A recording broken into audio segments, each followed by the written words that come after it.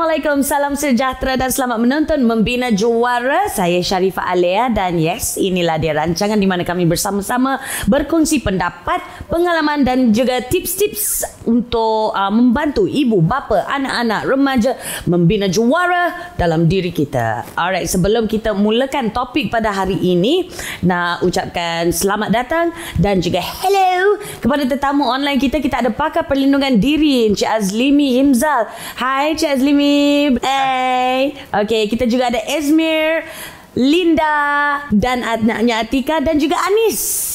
Hai. Okay, alright. Episod kali ini melindungi remaja daripada pemangsa dunia sebenar. Dalam episod-episod sebelum ni kami telah bincangkan kewujudan pemangsa di dunia internet, di alam maya. Juga cara-cara untuk melindungi anak-anak kita di alam maya. Episod kali ini kita akan bincangkan cara-cara melindungi anak-anak kita dari pemangsa dunia sebenar. Satu ketika dahulu, ibu bapa hanya perlu risaukan keselamatan anak mereka dari segi stranger danger. Kalau tak kenal, jangan layan, jangan ikut, jangan cakap sekalipun. Okay? Orang yang tak dikenali, yang kononnya nak buat kawan di taman permainan, jangan percaya. Sekarang yang rapat hubungannya, contohnya ahli keluarga, pakcik ke, makcik ke, abang, saudara ke, itu pun boleh dijadikan pemangsa juga. Kita tak tahu. Alright, so risaunya itulah. Malangnya zaman sekarang ini, kat mana-mana pun anak kita berada, haruslah sentiasa peka akan keselamatan mereka. Bulan Ogos 2021, pihak berkuasa telah menahan seorang pedofil di kawasan pedalaman di Sarawak. Yes, Sarawak, Malaysia. Penangkapan lelaki ini hanya selepas 14 tahun dia aktif menjalankan aktiviti terkutuknya itu. Grooming. Sexual grooming lebih 34 orang kanak-kanak berumur antara 2 dan 16 tahun. Mangsa akan dibawa balik ke rumahnya dan didera sambil dirakam kegiatan terkutuknya itu. Video-video tersebut dijual di laman web gelap dan digunakan untuk menjana pendapatan lagi tu. Lelaki ini seorang yang dikenali penduduk perkampungannya, ya, bukannya orang tak kenal, namun berjaya menjalankan aktiviti haram ini tanpa disedari halayak ramai selama 14 tahun tersebut, membuktikan lagi yang you never know. Okay, these things. So, kajian menunjukkan 1 dalam 10 kanak-kanak di Malaysia menjadi mangsa penderaan seksual. Dalam 95% kes-kes ini, mangsa didera seseorang yang dikenali atau berhubungan rapat. Banyak kes-kes ini melibatkan pemangsa seorang yang dikenali rapat, ibu bapa mangsa juga. Maknanya mungkin kawan sekalipun kepada ibu bapa.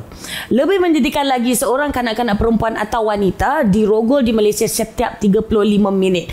Fakta ini, data ini menghancurkan hati saya bila saya dapat tahu, ya. Dan kebanyakan mangsa-mangsa rogol ini berusia 16 tahun ke bawah.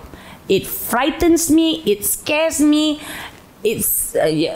Memang tepat pada masanya lah kita bincangkan topik kita hari ini, dan lebih penting lagi, cara-cara untuk melindungi remaja dan anak-anak kita, anak-anak perempuan dan juga anak-anak lelaki, ya, because they don't escape this danger.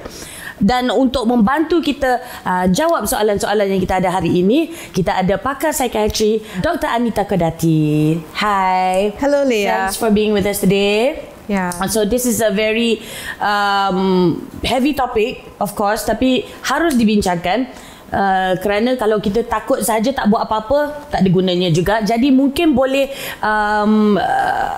ceritakan sedikit lah. Kita dah nampak statistik, kita dah nampak data yang saya kongsikan tadi. Saya perlu faham kenapa masih lagi terjadi kes-kes sebegini. Betul. I mean, kita rasa sekarang ni kita semua lebih sedar, kita patut tahu, tapi masih lagi terjadi. I think the difficult part yang susah sekarang ni ialah pemangsa yang cari mangsa-mangsa ni look for things that they can actually get into the child or the family. Okay. So kita panggil vulnerability factors. Okay. So Itulah sebab zaman sekarang with ibu bapa semakin lama kena kerja banyak, sibuk, so kurang peka what's happening at home. So it gives the opportunity atau ruang untuk pemangsa ni untuk cari mangsa-mangsa untuk dia selit masalah lah. ni. Kalau ada ruang tu dia yang selit. Okay, so apa yang dicari selain daripada that vulnerability tu, yang the obvious vulnerability, apa yang dia cari? Adakah disebabkan cara pemakaian seorang kanak-kanak wanita, although I don't understand how, but mungkin pemakaian kanak-kanak itu merupakan satu faktor? Actually itu tanggapan kita semua, tetapi sebenarnya tidak. Sexual predators ni mereka lebih suka cari mangsa-mangsa yang ada isu keluarga. Okay. So mungkin mereka dalam keadaan yang kita panggil sedih atau nak cari orang untuk luahkan. Right. So they want to come into the child's life and macam bagi sokongan, nak bagi macam jadi orang baik dalam keluarga ataupun that particular child's life. Pemangsa akan cari kanak-kanak ataupun sesiapalah mangsanya yang mencari tempat mengadu, tempat untuk melindungi dia. Tapi pemangsa akan mengambil kesempatan. Yes, and sometimes mungkin mangsa pun tak semestinya nak mengadu. Boleh jadi ibu bapa. Kadang-kadang ada je ibu bapa yang terpaksa go out, run an errand. So sometimes kita akan bergantung kepada orang di sekeliling kita. Let's say the very helpful neighbour. So katakan di rumah jiran tu ada pemangsa. So dia akan ambil kesempatan lah, sebab mungkin dia nampak kanak-kanak ni pada jam sekian-sekian biasanya ibu bapa tiada.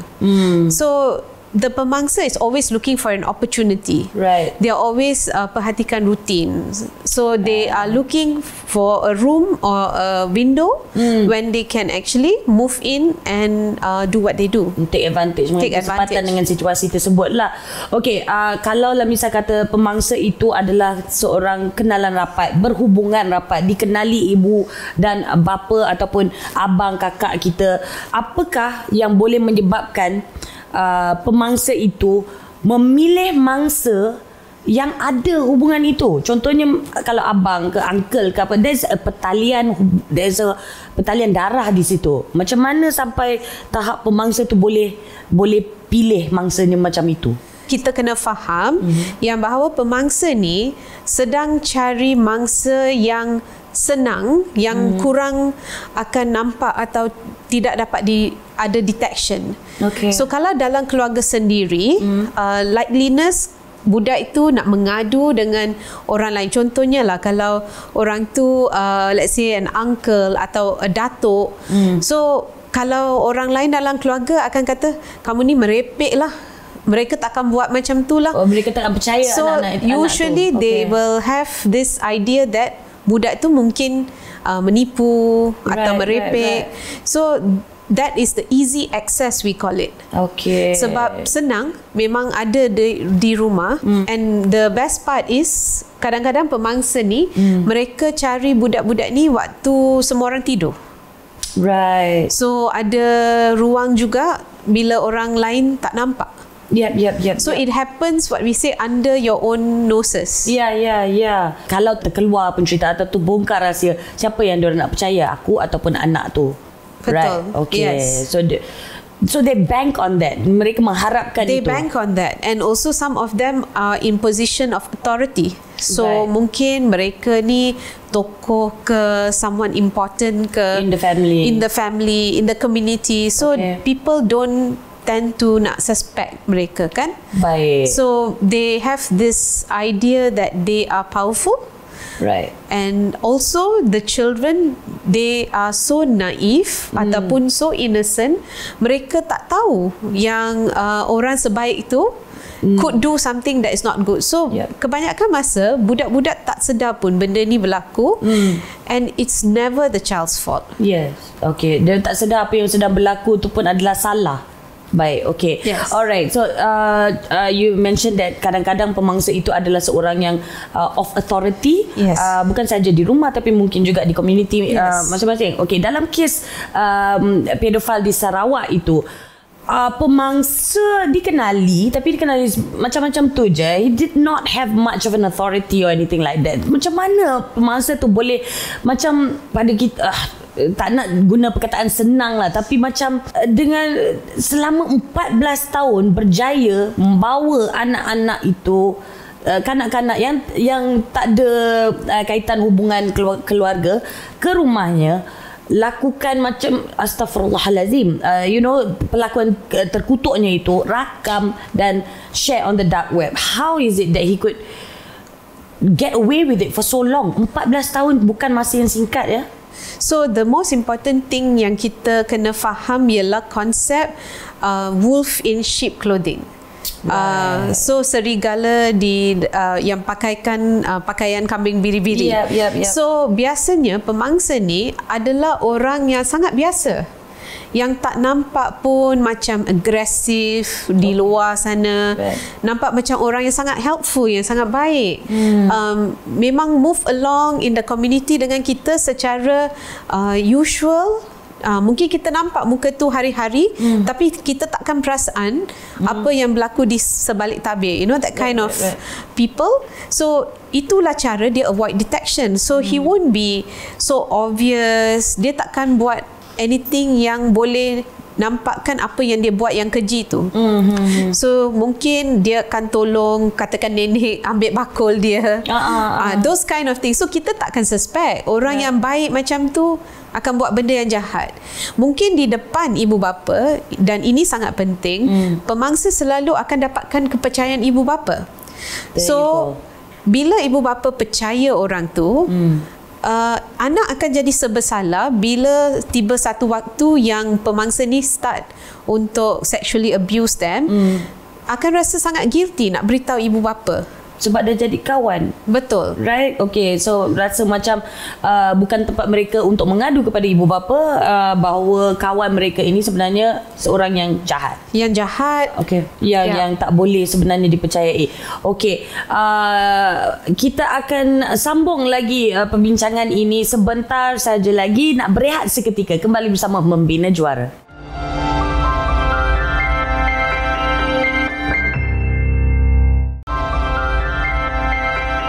Selamat kembali menonton Membina Juara. Hari ini kita bincang mengenai melindungi remaja kita daripada pemangsa dunia sebenar. Kita sebelum-sebelum ni dalam episod yang lepas pernah juga ceritakan mengenai pemangsa di dunia alam maya ataupun pemangsa in general, dan ada satu perkataan yang kita sering gunakan, grooming. Okay, perkataan grooming itu.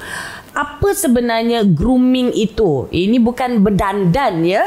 Profesor Mariani pernah cakap ini bukan berdandan, tapi apakah grooming itu, Dr. Anita? If you can explain it in detail supaya semua faham dan semua akan tahu ataupun gauge sama ada mereka pernah melalui ataupun sedang mengalami itu. So grooming ni bukan satu benda yang boleh dilakukan secara sehari atau dua. Betul. It starts in a very soft way yang mungkin tidak disedari oleh mangsa ataupun ahli keluarga yang lain. So biasanya pemangsa akan mula dengan nak biasakan atau rapatkan diri dia dengan keluarga dia. Baik. Kalau kita cakap tentang grooming kanak-kanak, sebab the protection is always the parents, the adults in the family. So usually they start by being friendly dengan ibu bapa. Mungkin they start to offer help. Maybe they are very helpful. Contohnya katakan ibu bapa nampak sibuk dengan adik-beradik. Tak apalah, saya yang hantar ke tuition lah. That sort of thing. So mula-mula tu nampak macam jiran ni ke orang ni sangat membantu keluarga. And then after that mungkin dalam situasi semasa pemangsa dengan mangsa bersendirian, they also start to mendapat kepercayaan anak itu. Contohnya dia akan cakap, oh, you're very clever, you're very smart, you're very beautiful, you're very handsome. kata-kata yang manis yang biasanya kan keluarga kurang bagi kata-kata begini, and it's not Ataupun often. tak selalu. Tak selalulah. So mereka pun rasa a bit up, you know, like uncle ni, auntie ni sangat baik. So after that mereka akan dapat hadiah. So kadang-kadang hadiah-hadiah ni dilarang di rumah. Contohnya dia bagi coklat, dia bagi gula-gula, mainan. But the common one yang saya notice in my practice for teenagers is SIM card. Sometimes a secret phone. Right. You know, sebab ayah dengan ibu tak bagi main phone sangat kan. Tak apalah, uncle bagi phone. Wow. Then hantarlah some kind of messages. You know, SMS lewat malam. How are you? Are you happy? So mula-mula message macam tu, ataupun those kind of very caring type of approach. Alright. Lepas itu dia akan start dengan sentuhan. So dia akan mungkin very normal punya sentuhan, mungkin just opportunity bila nak buka kenderaan ke, dia pegang masa kamu pegang tempat yang sama, and then dia nampak your response macam okay, baru dia akan move to put a hand on the shoulder ke. So dia can start slowly but surely increasing. So benda ni, if you try to imagine, dia tak boleh buat sehari dua, seminggu dua. It will take months, and the more they do this very carefully, dia boleh win the trust supaya anak tu pun jadi confused. Bila masanya benda ni dah jadi tak healthy, sebab kalau ada pat on the back, okay kan, cikgu pun bagi pat on the back, macam tanya, well done. Tapi bila yang jadi pat tu jadi lebih dari pat, bisikan, yes, lebih manja, lebih manja. So okay, kanak-kanak itu akan mula keliru, dan pada masa yang sama keliru bukan sahaja dengan cara pemangsa itu melayani mangsa, tapi juga keliru dengan apa yang harus diberitahu kepada ibu bapa. Kerana pemangsa ini kemungkinan besar sudah pun kira macam kenin, dah berbuat baik dengan ibu bapa. So ibu bapa pun dah percayakan pemangsa ini. Dan setengah pemangsa sangat-sangat pandai, bijak. Ya, mereka buat benda yang very natural ni di depan ibu bapa. Contohnya macam pat on the back tu. So ibu bapa nampak pun dia tak cakap apa-apa. So bila budak ni fikir balik, ibu bapa pun rasa okey, kenapa saya yang rasa tak okey? So bila dia nak buat benda yang lebih intim or something like that, mungkin ibu bapa tak ada, tapi budak itu dah confused. So kekeliruan itu akan berpanjangan. Jangan tersalah faham ya, pemangsa ini walaupun apa yang dilakukan sangatlah jijik, sangatlah keji, tapi kebijaksanaan mereka, kadang-kadang kegigihan pemangsa ini sangatlah menakutkan. Masa yang sangat lama diluangkan, macam-macam research, macam-macam rutin, macam-macam cara ataupun investment. Siap boleh bagi phone pun kadang-kadang. Ini kan lagi perkara-perkara seperti saya pernah dengar lah, pemangsa ni kalau dah memang itulah cara dia bekerja, dia pilih pekerjaan pun yang akan menyenangkan, memberi akses, beri akses, menyenangkan aktiviti pemangsa dia tu. Contohnya trusted position contohnya orang-orang yang berpangkat dalam agama, contohnya guru ataupun ustaz ataupun sukarelawan kanak-kanak, ataupun saya pernah tengok satu dokumentari caretaker sekolah, security guard. Baru-baru ini dalam salah satu episod security guard yang mengambil kesempatan tempat kerja mereka untuk easy access itu. So is this true? Yes, 100%. Dan saya boleh panjangkan list itu lagi. Ya ke? Pemandu van, anti bas sekolah, pemandu bas. And another point yang saya nak utarakan ialah, it doesn't matter male or female. Selalu dalam kita punya fikiran is usually orang lelaki. Tapi kadang-kadang orang perempuan pun ada, tapi dalam peratusan yang lebih kurang lah daripada lelaki. Pemangsa ya? Ya, pemangsa. So sesiapa dalam position ni, memang mereka pilih pekerjaan ni sebab mereka akan ada peluang untuk lakukan kegiatan keji ni. So memang mereka akan kerja sebagai coach, Saya pernah ada dengar kes dekat Singapura, swimming coach yang menjadi pemangsa. There's also case even doctors. There was a case in US beberapa tahun dulu. Dia ialah doktor untuk pasukan gimnastik Olimpik US. So apapun, walaupun saya sendiri seorang doktor, saya selalu advise kepada semua parent yang datang, jangan percaya sesiapa 100%. So kita kena ada kita punya insting atau naluri sendiri, dan kita kena tengok orang tu dia punya intention apa sebenarnya. Dan kita kena selalu tanya anak kita, do you feel comfortable? Is it making you feel safe? Are you unhappy? Sebab kalau you rasa tak selesa, kena beritahu. Biasanya kita fikir pemangsa lelaki, mangsa perempuan. Banyak kes di mana mangsanya adalah kanak-kanak lelaki. Terlalu banyak di mana kes-kes adalah mangsa lelaki, dan doktor sendiri pernah cakap yang kalau anak lelaki kita ada lebih ada kesukaran, lebih suka mereka untuk lebih anak malu. Lebih malu untuk mereka bercerita, memberitahu ibu bapa mereka, to communicate it, kan. So they suffer in silence. For the longest time.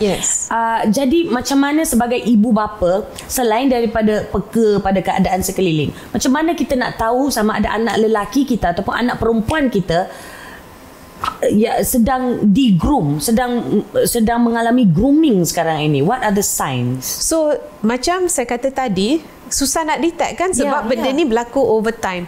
Tetapi one of the things that will happen ialah anak punya behaviour ada changes sikit. Dia mungkin akan kurang nak ekspreskan diri. Mungkin dulu dia orang yang ceria, bercakap dengan keluarga, tapi bila dia dipikuli dengan satu rahsia yang mungkin dia rasa serba bersalah kan, so mereka akan kurang bercakap dengan keluarga, dan mungkin mereka akan start untuk menyembunyikan sesuatu, macam menyembunyikan hadiah-hadiah yang diberikan tu, ataupun kita nampak macam mana ada SIM card baru, ataupun biasanya anak kita setiap bulan mesti minta top up. Kenapa dia tak minta 2-3 bulan ni? Pelik kan, sebab itu tak mungkin. So kita kena peka dengan dia punya biasa punya rutin, adakah ada perubahan apa-apa. Sebab mungkin kita akan nampak baju-baju yang baru. Mungkin kita tak beli, tak ada orang di rumah hadiahkan. Macam mana dia dapat duit untuk beli benda ni? Ataupun alat solek ke, perfume ke. Itu sebenarnya saya nak tanya juga, sebab biasanya kita akan, macam doktor katakan tadi kan, antara sainsnya, simptom-simptomnya sangat susah nak nampak. Kita boleh tanya, are you happy, are you comfortable?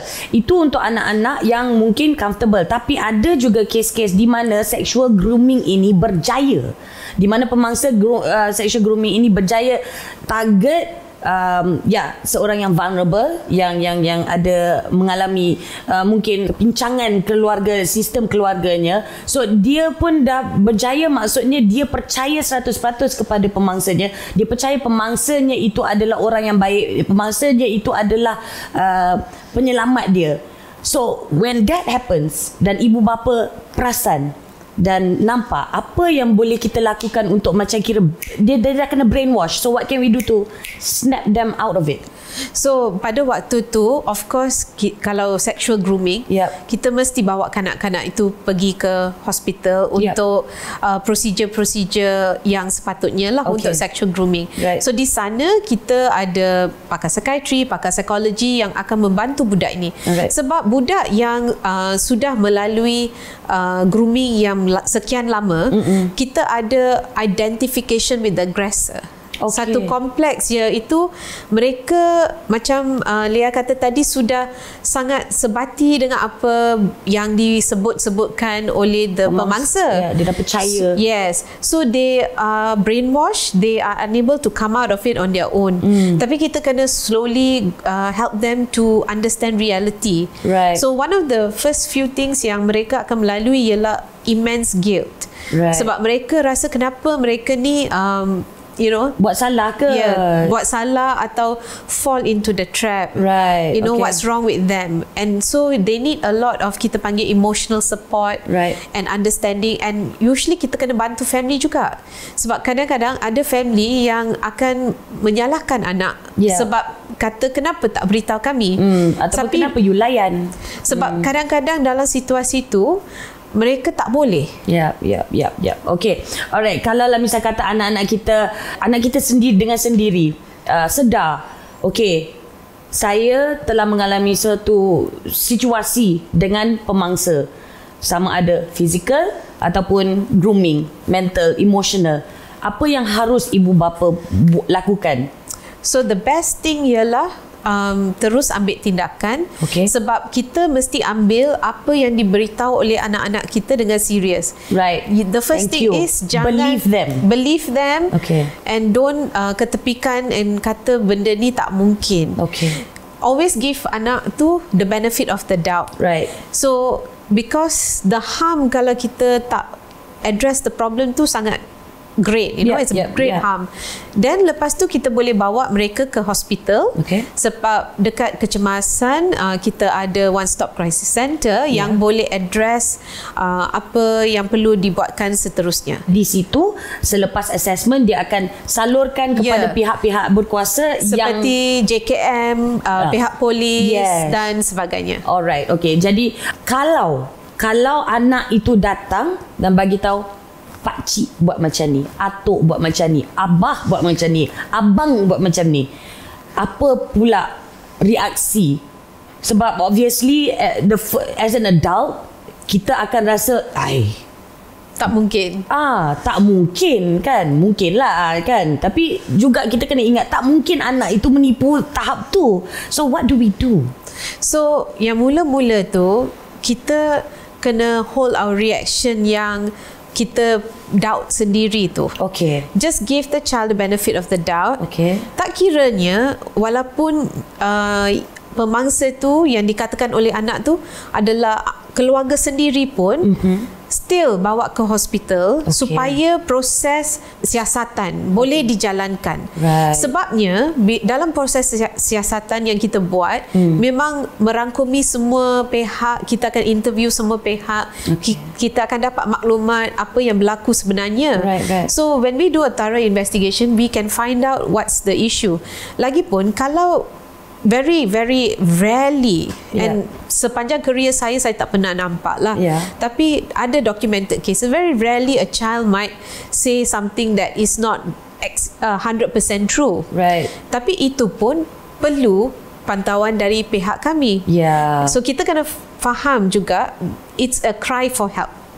Whatever it is, whether it's the truth or not, but always take it as the truth first. Never doubt the child. So kita prioritize pada apa yang ingin disampaikan oleh anak-anak, barulah kita fikir yang lain. So basically one stop screening center, hospital dahulu.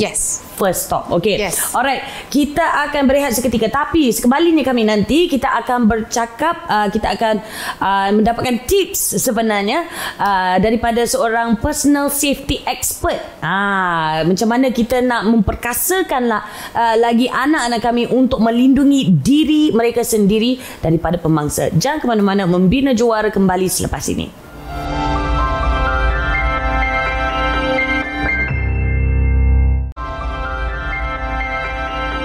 Kembali menonton Membina Jawara. Kami membincangkan melindungi remaja daripada pemangsa dunia sebenar. Dunia sebenar di mana kita physically boleh lindungi diri.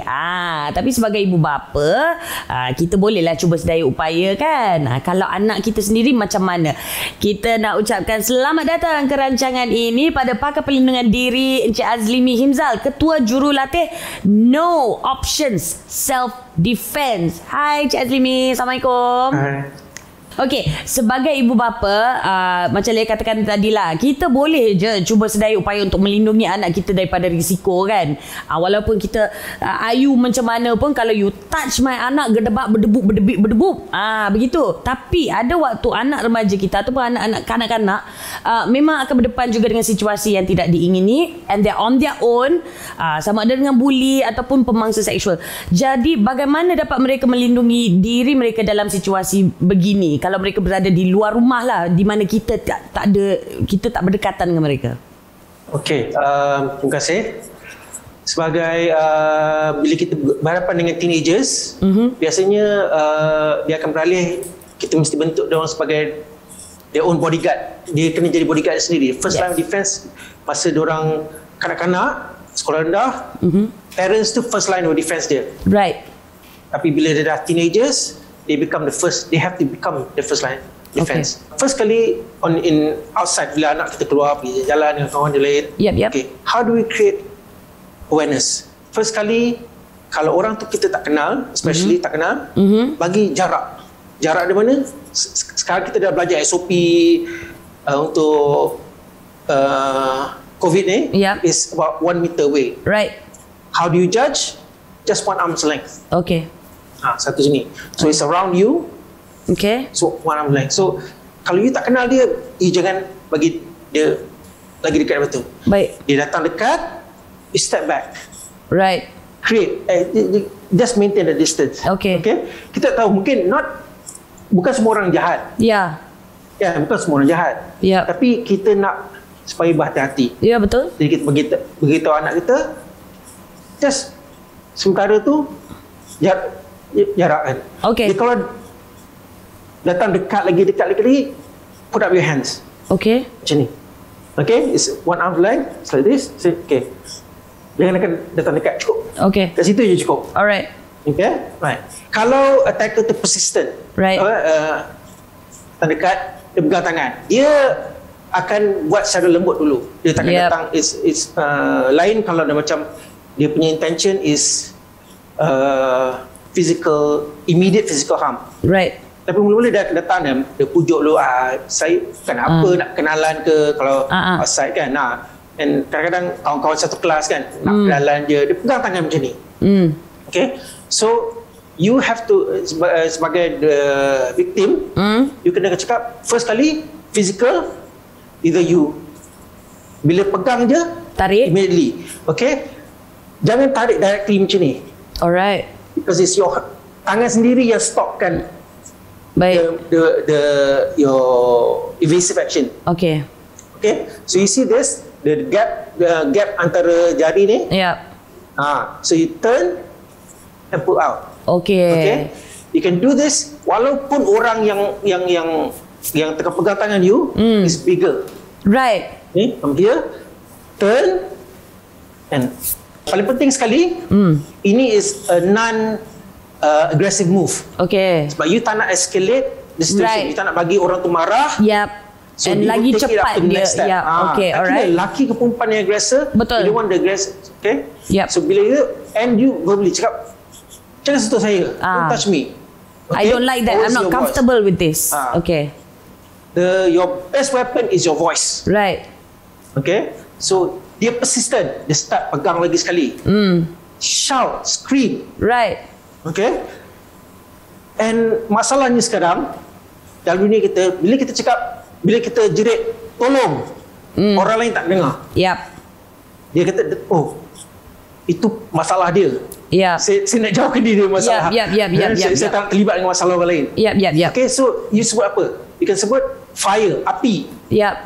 Because dalam kita punya mental consciousness, fire affects everybody. Right.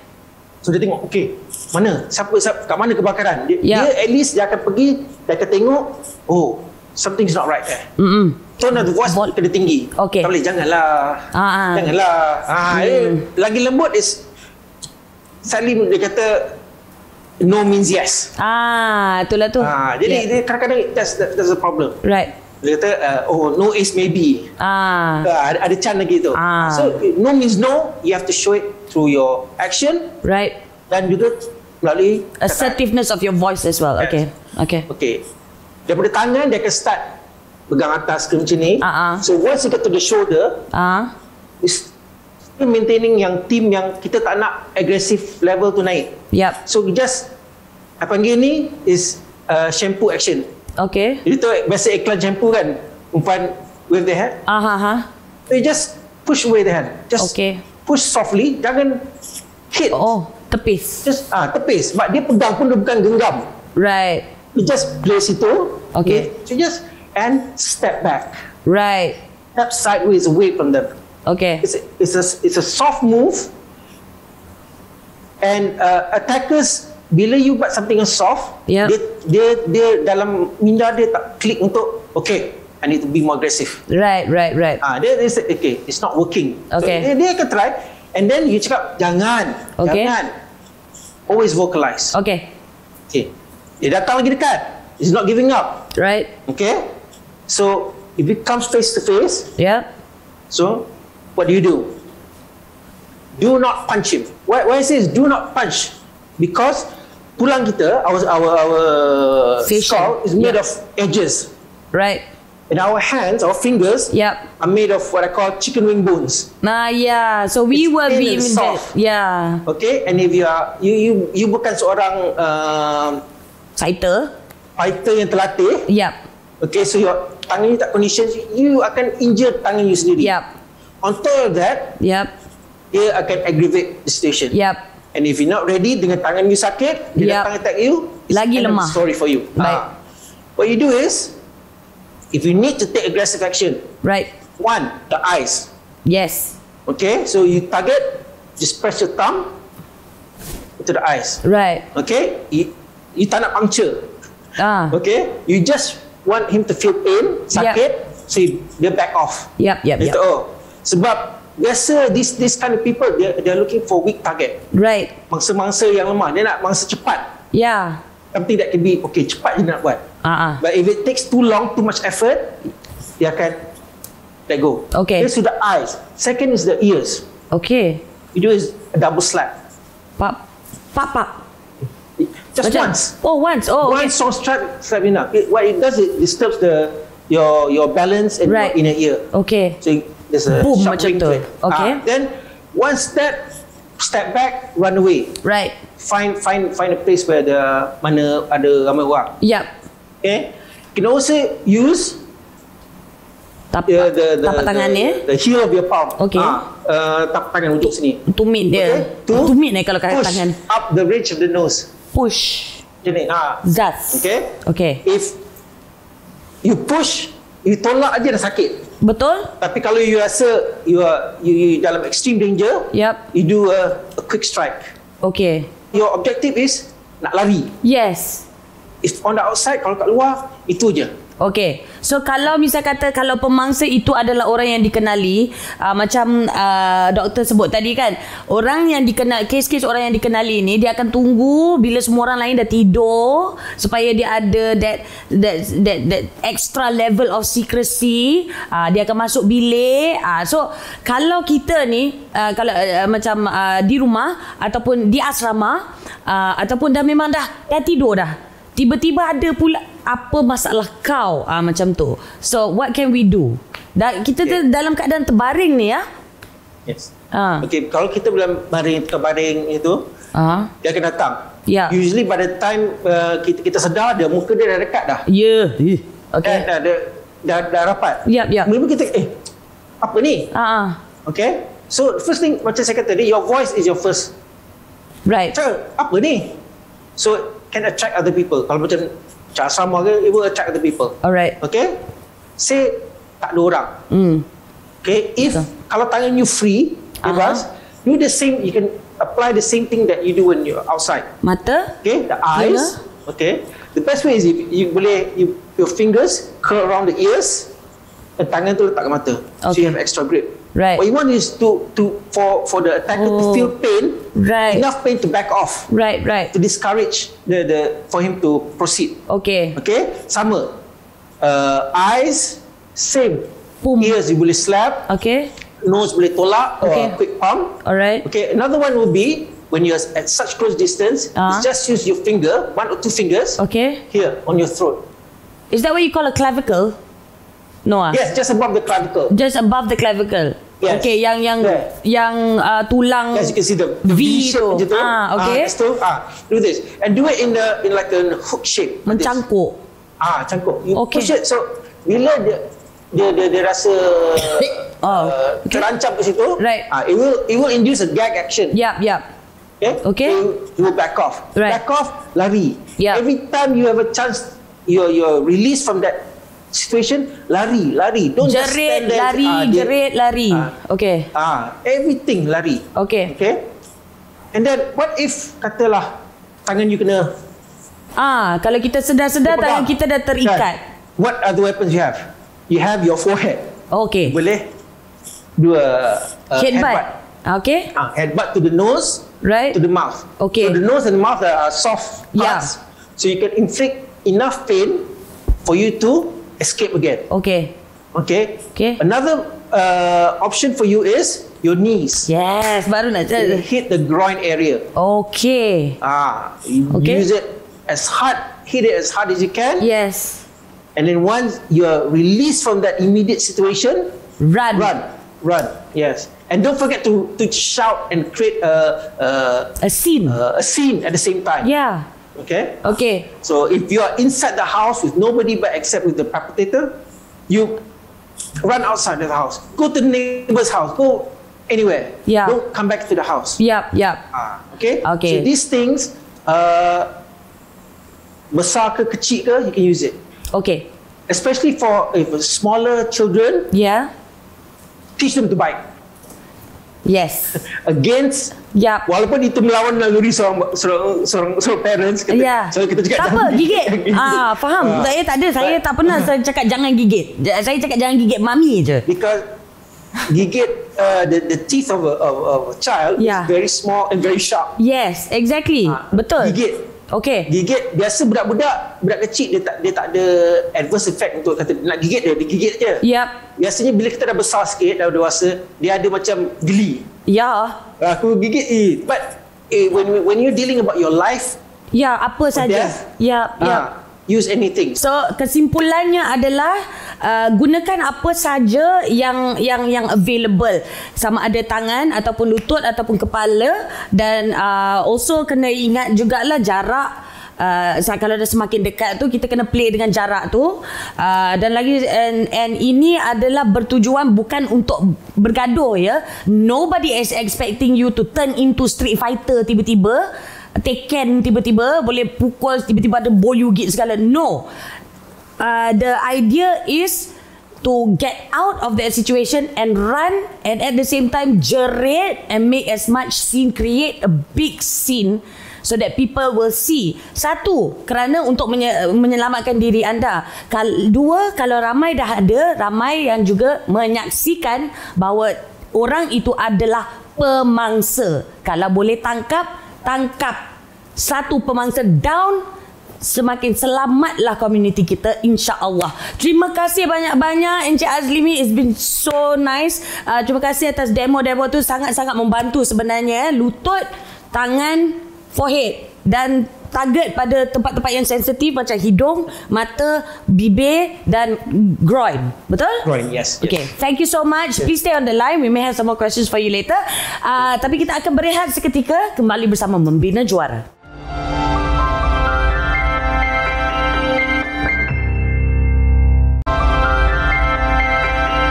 Selamat kembali menonton Membina Juara. Topik hari ini melindungi remaja daripada pemangsa dunia sebenar. Kita dah pun dapatkan info daripada Dr. Anita dan juga Encik Azlimi. Sekarang masa untuk soalan tetamu online kita. Kita mulakan dengan Ezmir. Silakan Ezmir. Apa khabar doktor? Hello. Saya nak tanya, bagaimanakah seorang remaja atau ibu bapa, siapa-siapa pun lah, boleh mengenal pasti sifat-sifat pemangsa ini secara dasar? So soalan yang bagus, Esmir.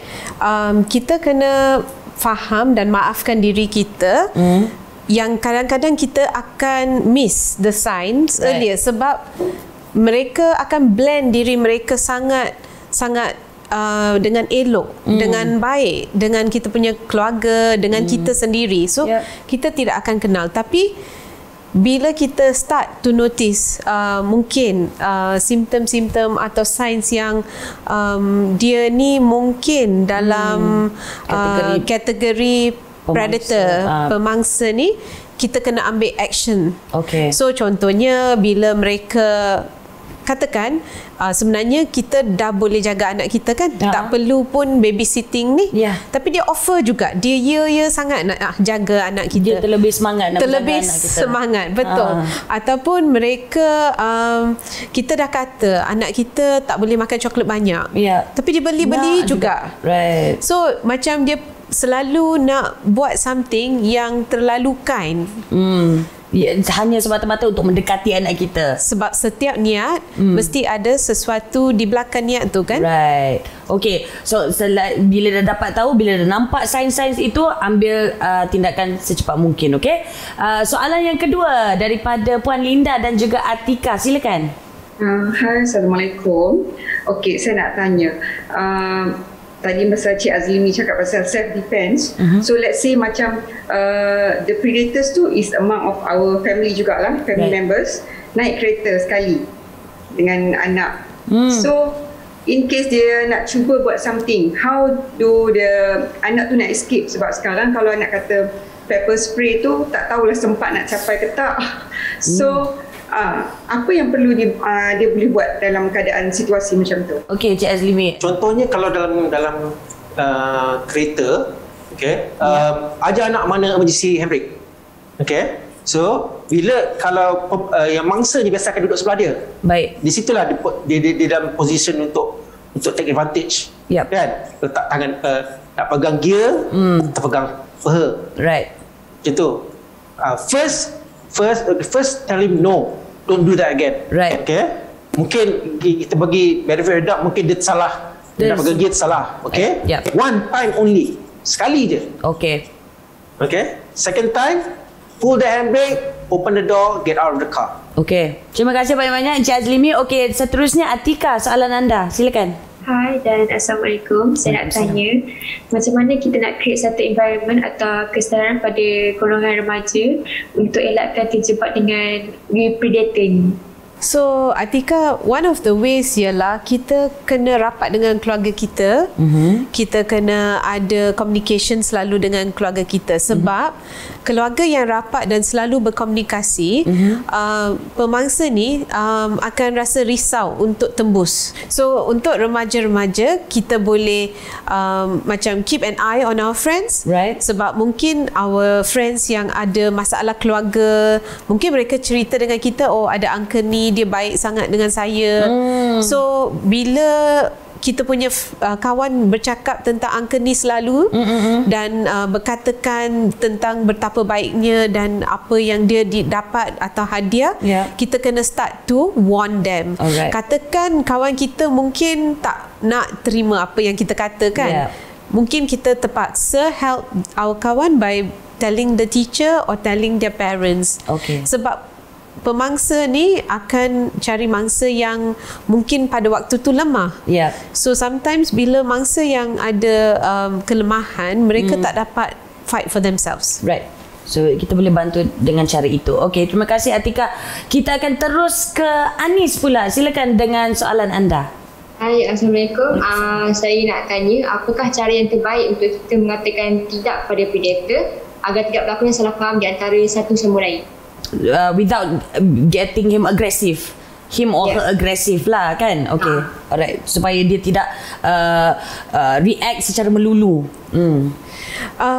The most important thing is, kalau kita tak nak sesuatu yang sedang dibuat kepada kita, we have to be very firm.